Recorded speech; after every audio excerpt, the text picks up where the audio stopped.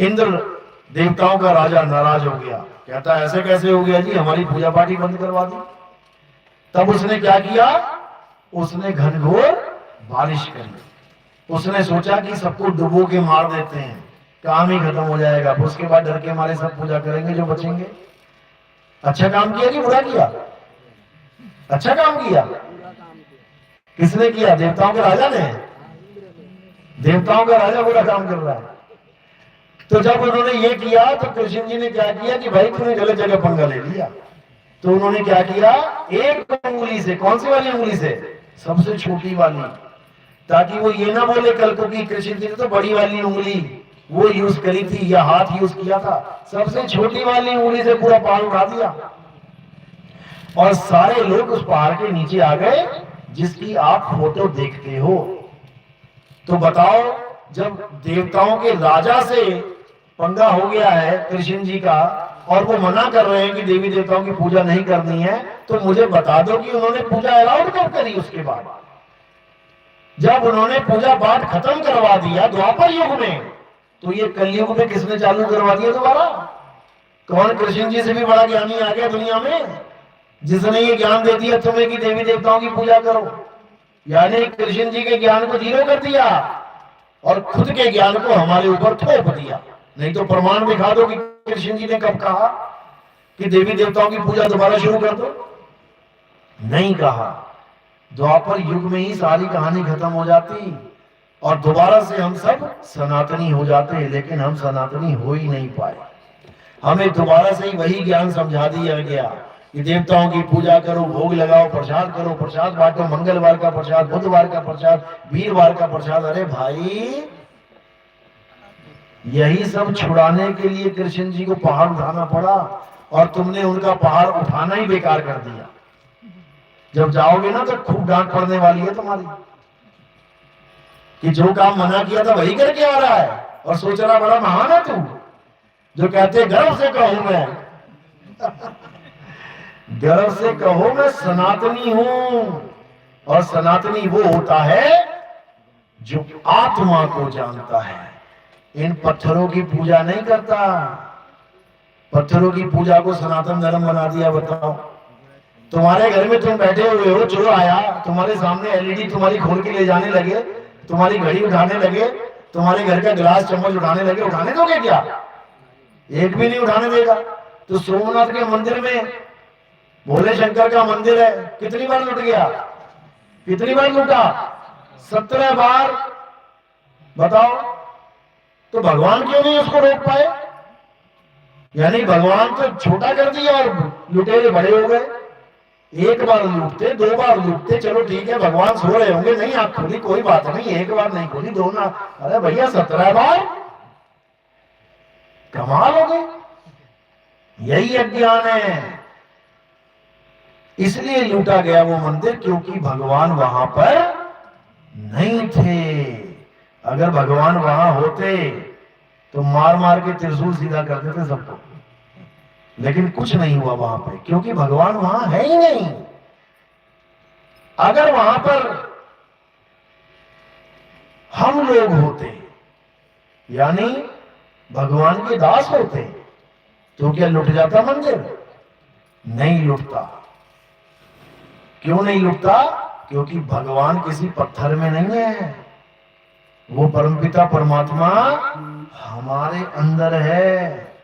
हम उसको रोकते, लेकिन हम भी नहीं थे और भगवान भी नहीं था, इसलिए लुट गया।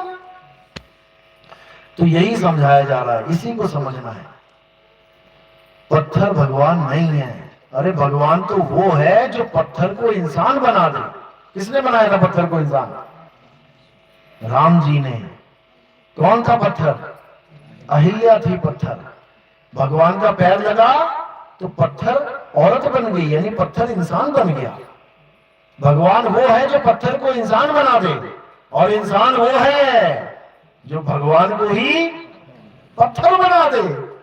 बताओ, राम जी पत्थर के थे क्या, या कृष्ण जी पत्थर के थे? कोई मुझे ये बता दे। ना राम पत्थर के थे, ना कृष्ण पत्थर के थे।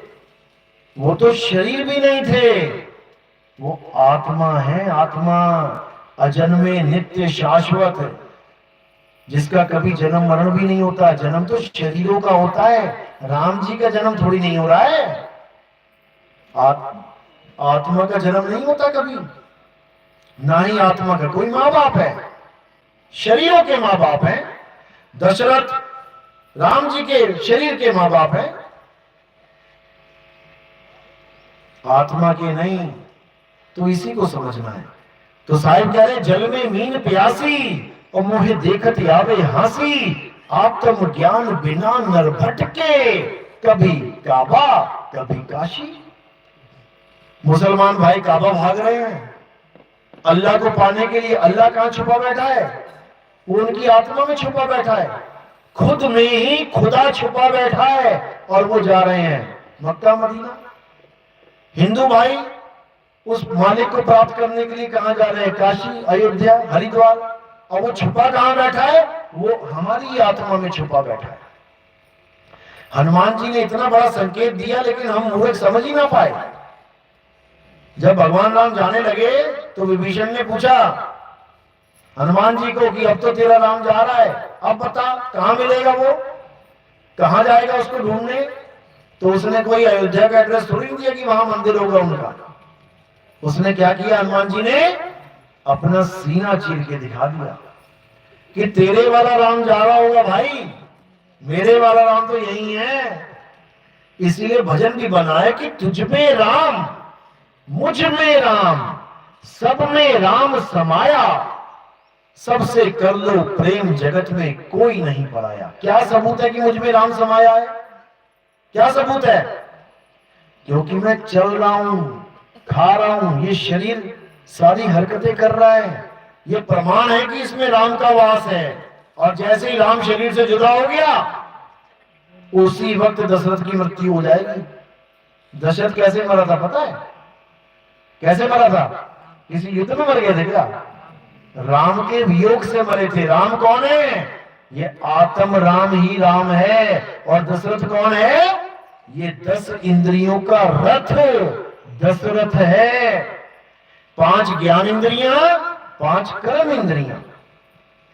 ज्ञान इंद्रियां कौन सी हैं? आंख, कान, नाक, जीभ और त्वचा। इससे हमें ज्ञान होता है। आंख से पता लगता है लाल, पीला, हरा, काला कौन सा रंग है। कान से पता लगता है बिल्ली म्याऊ म्याऊ कर रही है, कुत्ता भौंक रहा है या शेर दौड़ रहा है। नाक से पता लग रहा है खुशबू है कि बदबू है। जीभ से पता लग रहा है कि खट्टा है, मीठा है, कैसा है। और त्वचा से पता लग रहा है ठंडा है या गर्म है। ये 5 इंद्रियां हो गई ज्ञान इंद्रियां। अब 5 इंद्रियां कौन सी हैं? कर्म इंद्रियां। हाथ, पैर, इनसे आप कर्म करते हैं। मुंह, इससे आप बोल रहे हो, कर्म है। लिंग और गुदा, इससे आप लैट्रिन और बाथरूम कर रहे हो, कर्म इंद्रियां हैं। तो ये 5 कर्म इंद्रियां और 5 ज्ञान इंद्रियां, यानी 10 इंद्रियों का ये रथ तैयार हो जाता है, तो बन जाता है दशरथ। ये सब 10 इंद्रियों के रथ हैं। और ये रथ इसलिए चल रहा है क्योंकि इसमें राम बैठे हैं, आत्म राम बैठे हैं। जैसे ही आत्म राम का वियोग हुआ, ये दशरथ वहीं ढेरी हो जाएगा, खत्म। अब इसी को समझना है, उस आत्म राम को जानना है जो हिंदू में भी है, मुसलमान में भी है, सिख में भी है, ईसाई में भी है। हिंदू की पूजा कर पा रहा है, हिंदू देवी देवताओं की, आत्म राम की वजह से। मुसलमान मस्जिद में पूजा कर पा रहा है, अपनी नमाज पढ़ पा रहा है, आत्म राम की वजह से। ईसाई सिख अपने अपने मंदिर गुरुद्वारे में जा रहे हैं, आत्म राम की वजह से। जिसकी वजह से सब कुछ कर रहे हैं, उसको जानते नहीं। और जो अपने बनाए हुए मंदिर मस्जिद गुरुद्वारे हैं, अपनी बनाई हुई आरतियां हैं, अपने बनाए हुए नाम मंत्र हैं, अपने बनाए हुए कलमे हैं, अपने बुनाए हुए शब्द हैं, उनको जानने में लगे हुए हैं। कहां से आए ये शब्द? कहां से आया राम का नाम? कहां से आया अल्लाह का नाम? कहां से आया वाहिगुरु का नाम?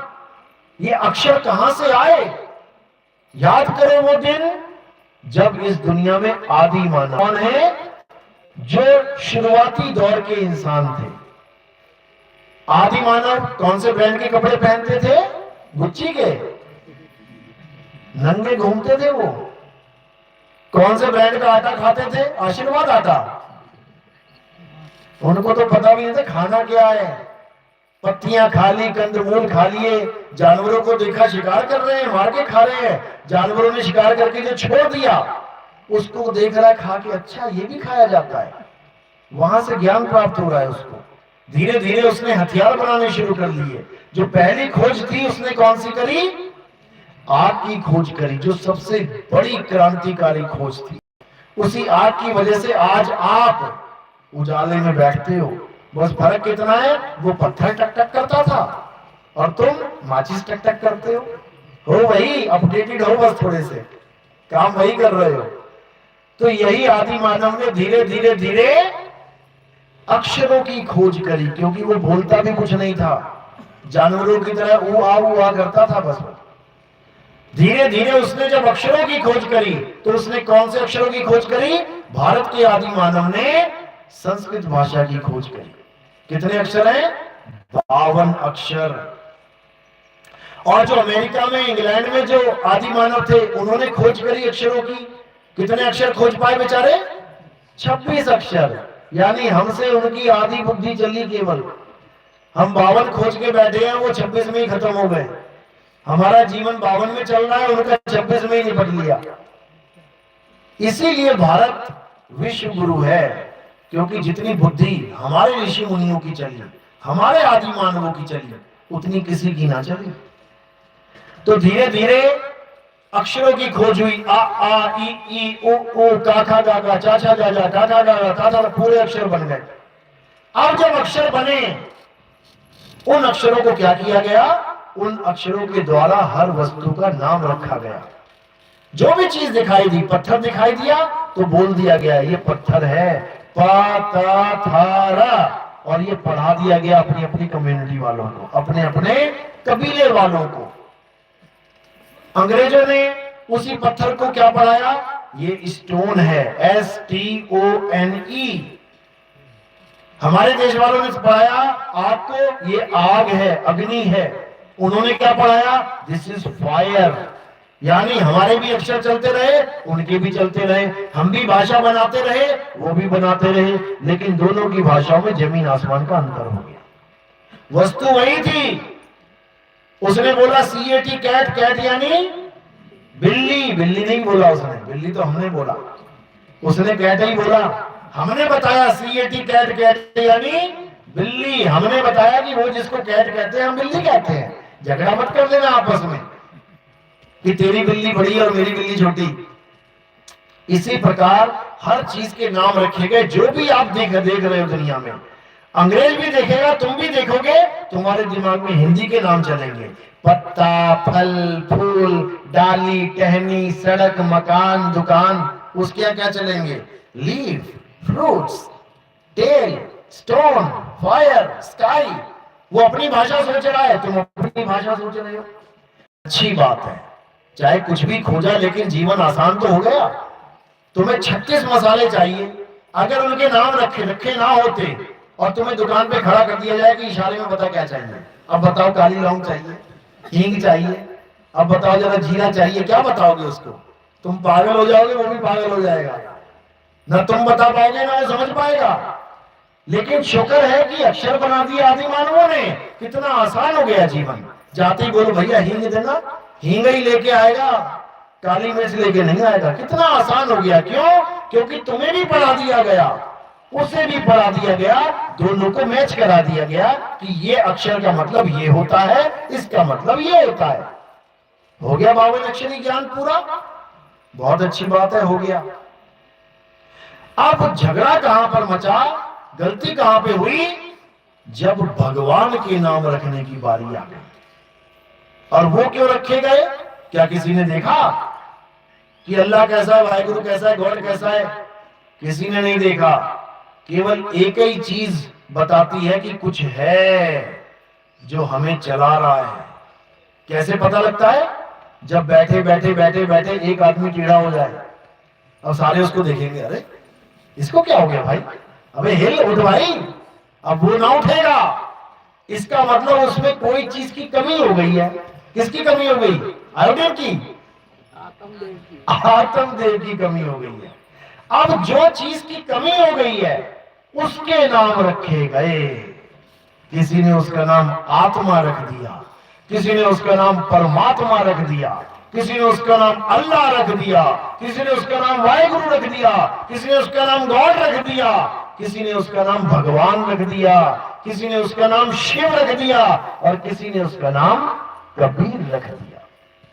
अब उसी चीज का नाम है ये सारे, जिसके ना होने से सब मिट्टी हो जाएंगे। कहते हैं ना हमें कौन चला रहा है? भगवान चला रहा है। कण कण में भगवान है, ये कणी तो है, ये कणों में भगवान बैठा है, लेकिन उसको कोई जान नहीं पा रहा। शिव का नाम शिव क्यों रखा? ई की मात्रा हटा दो जरा, क्या बना? शव। कहां पड़ा है शव? यही शव बन जाएगा 2 मिनट में। ई की मात्रा यानी ईश्वर। जब ईश्वर इस शव को छोड़ दे तो ये ढेरी हो जाएगा। जब तक ये चल रहा है तब तक यही शिव है, और जब ईश्वर अलग हो गया तो यही शव है। यानी दोनों ताकतों का मिलन है, पंखा और करंट। पंखा है ये शव और करंट है वो ईश्वर।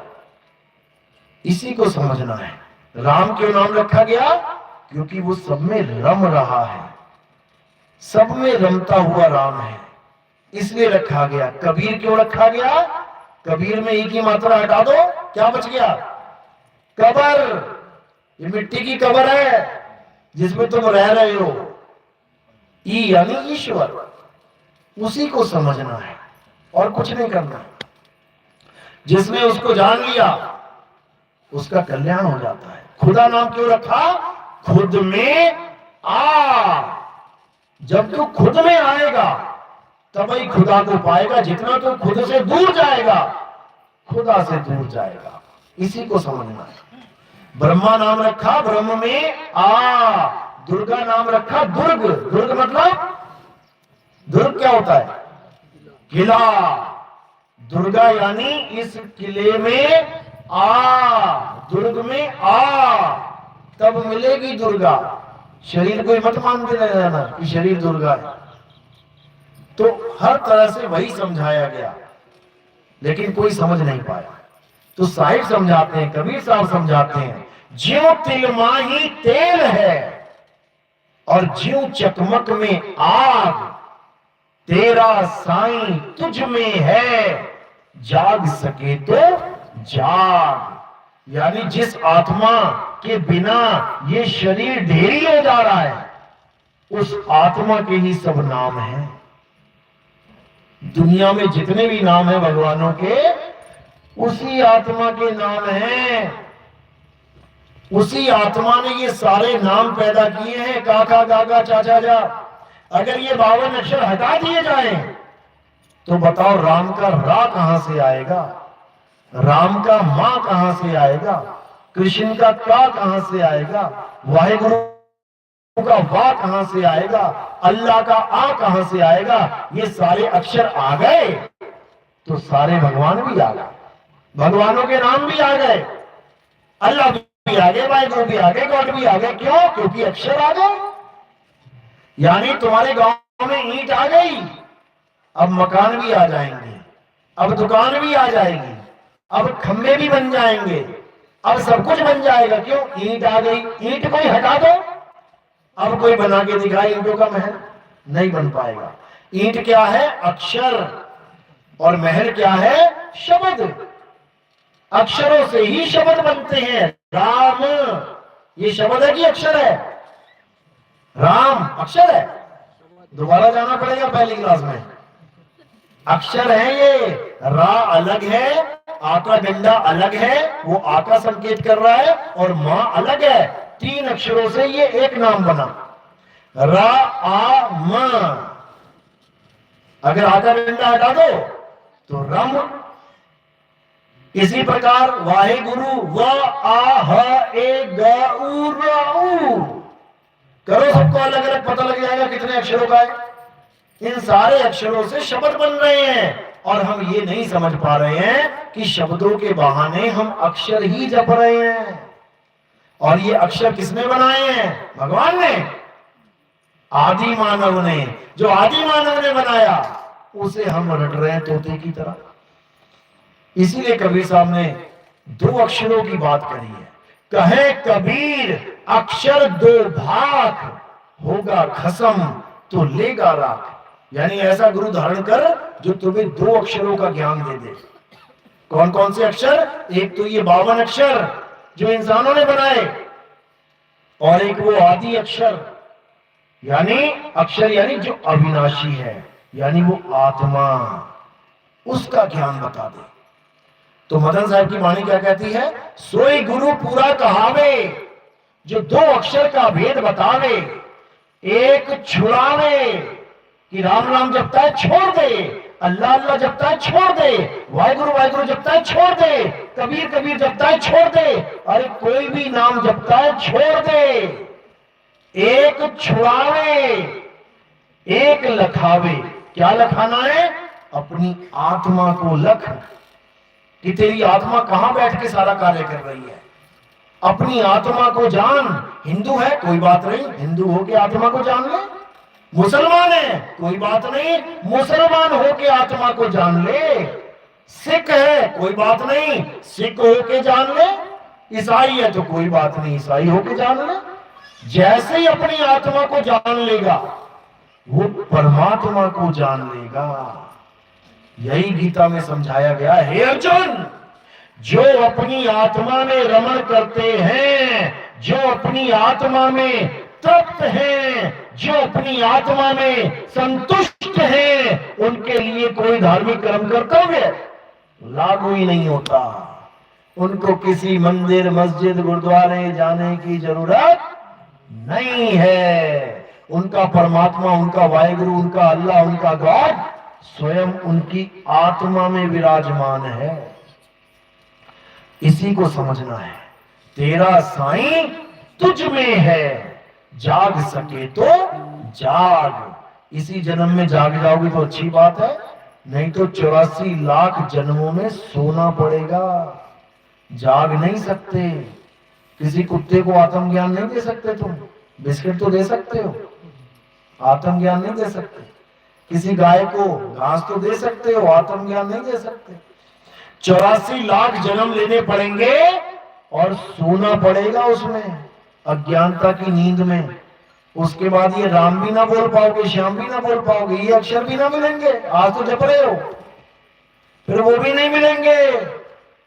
ये सौभाग्य भी इसी जन्म में प्राप्त हुआ है कि पवित्र ज्ञान भी तुम ले सकते हो और मूल ज्ञान भी तुम ले सकते हो। इसके बाद मौका नहीं मिलेगा। मेरी बात समझ में आ रही है या वैसे ही हवा से ऊपर ही जा रही है? किस किस को समझ में आ रही है? हाथ खड़ी करो जरा। बहुत अच्छी बात है। आधा गांव जाग गया, आधा अभी नहीं जाएगा, कोई बात नहीं। हमारे सत्संग यूट्यूब चैनल पे आते हैं, कहत कबीर सुनोगे साधो नितिन दास, या लिखोगे नितिन दास के सत्संग तो उसमें आ जाएंगे। उसके बाद सुनना शुरू कर देना, सुनते जाना। नहीं भी समझ में आए ना तब भी सुनते जाना, धीरे धीरे समझ में आने लग जाएगा। बच्चे को क्या बोलते हो आप? स्कूल में जाता है ना, क्या बोलते हो? बेटा जो बात समझ में ना आ जाए उसको छोड़ देना, जो क्वेश्चन समझ में ना आ जाए उसको छोड़ देना। क्या बोलते हो? बेटा जो समझ में ना आए टीचर से पूछ लेना, समझ जरूर लेना, पेपर में आ गया 0 आ जाएगा। इसी प्रकार मेरी बातें समझ में नहीं आएंगी जल्दी, लेकिन सुनते जाना, मालिक की दया होगी, अपने आप समझ में आने लग जाएगा। चलो, लंबा हो गया सत्संग, तो आज का सत्संग यही समाप्त करते हैं। और परमात्मा से अरदास करूंगा कि सारे भगत भाई जो भी हमारे सत्संग सुन रहे हैं, लाइव सुन रहे हैं या पंडाल में सुन रहे हैं, या ये आवाज जहां तक जा रही है सुन रहे हैं, मालिक की कृपा हो, ये जीव जागे, ये आत्म ज्ञान में आए और इसका कल्याण हो जाए। चाहे वो किसी भी धर्म का, किसी भी जात का, किसी भी पात का है, ये सब अक्षरों का झगड़ा है। अगर अक्षर खत्म कर दिए जाए तो हिंदू का हा, मुसलमान का मां, सिख का सा, ईसाई का ई, राजपूत का रा, ब्राह्मण का बा, शूद्र का शा, ये सब खत्म हो जाएंगे। और हम सब एक हो जाएंगे, इंसान हो जाएंगे। तब समझना कि अब राम राज आएगा। राम राज का मतलब ये नहीं कि भगवान राम की मूर्तियां लेके घूमोगे, वो राम राज है। राम राज का मतलब है आत्मा का राज। जो आत्मा सब में राम की तरह रमी हुई है, उसका राज आ जाएगा। जो संतों ने बोला भी है, जब आएगा भीषम भीसा, ना रहेगा ईसा, ना रहेगा मूसा, राज करेगा जगदीसा। जो पूरे जगत को चला रहा है, हिंदुओं को भी चला रहा है, मुसलमान को भी चला रहा है, सिख को चला रहा है, ईसाई को चला रहा है, जो भगवान को मानता है उसको भी चला रहा है, जो गालियां देता है उसको भी चला रहा है। देखो कितना पक्षपात रहित ज्ञान है। जो आत्मा को मानता है उसको भी आत्मा चला रही है, और जो आत्मा को नहीं मानते उसको भी आत्मा चला रही है। देखो उसको फर्क ही नहीं पड़ता, तुम मानो चाहे ना मानो। सूर्य उसको भी गर्मी दे रहा है जो सूर्य को सुबह नमस्कार कर रहा है, और सूर्य उसको भी गर्मी दे रहा है जो 100 गालियां दे रहा है। पक्षपात रहित ज्ञान।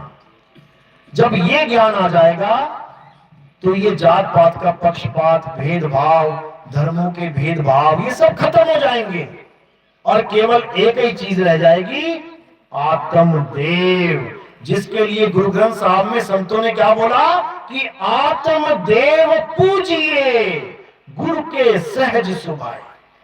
अगर इस दुनिया में कोई पूजनीय है तो वो केवल आत्मदेव है, उसका कोई रंग रूप रेख नहीं है, कोई रंग नहीं है उसका। इसी को बोला रूप न रेख न रंग, प्रभु 3 गुणों से भिन्न। तो इसको जानना है। तो आज का सत्संग यही समाप्त करते हैं। अब आरती होगी। हमारे यहाँ आरती किसकी होती है अच्छी तरह समझ लो। तो ये ना समझ लेना कि अभी शरीर खत्म करके फिर शरीर की आरती हो रही है। हमारे यहाँ आत्मा की आरती होती है।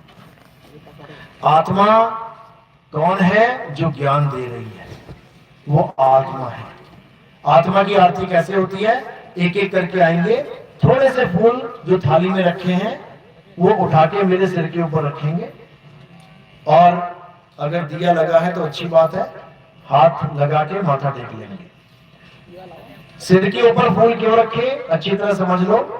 जो काया है वो कहां से कहां तक है?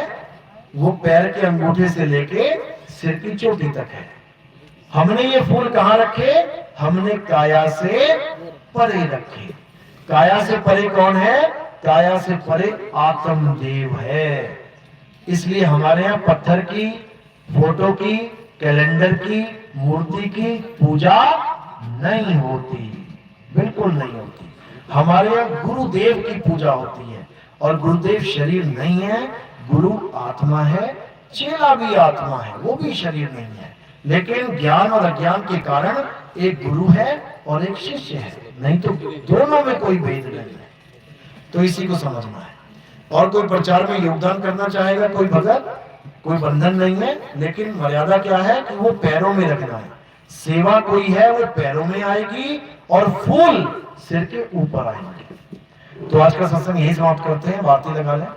बोलिए सतगुरु बंदी छोड़ सतगुरु सत्य कबीर साहिब की सदा ही जय हो। साहिब बंदी सदा।